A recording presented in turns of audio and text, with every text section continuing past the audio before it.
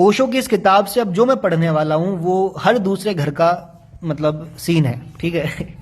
आप इसी भाषा में समझेंगे, इसे ध्यान से सुनना। जब एक बार एक युवक और युवती को हम विवाह में बांध देते हैं, बिना प्रेम के, बिना आंतरिक परिचय के, बिना एक दूसरे के प्राणों के संगीत के, जब हम केवल धागों में और पंडित के मंत्रों में और वेदी की पूजा में और थोथे उपकर्म में उनको विवाह में बांध देते हैं और फिर आशा करते हैं उनको साथ छोड़कर कि उनके जीवन में प्रेम पैदा हो जाएगा, प्रेम पैदा नहीं होता।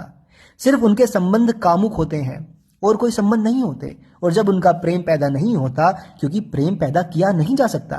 प्रेम पैदा हो जाए तो दो व्यक्ति साथ जुड़कर परिवार का निर्माण कर सकते हैं, लेकिन दो व्यक्तियों को परिवार के निर्माण के लिए जोड़ दिया जाए और फिर आशा की जाए कि प्रेम पैदा हो जाए, ये नहीं हो सकता।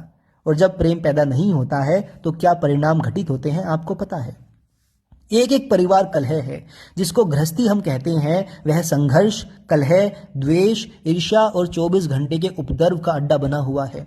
लेकिन ना मालूम हम कैसे अंधे हैं कि इसे हम देखते भी नहीं।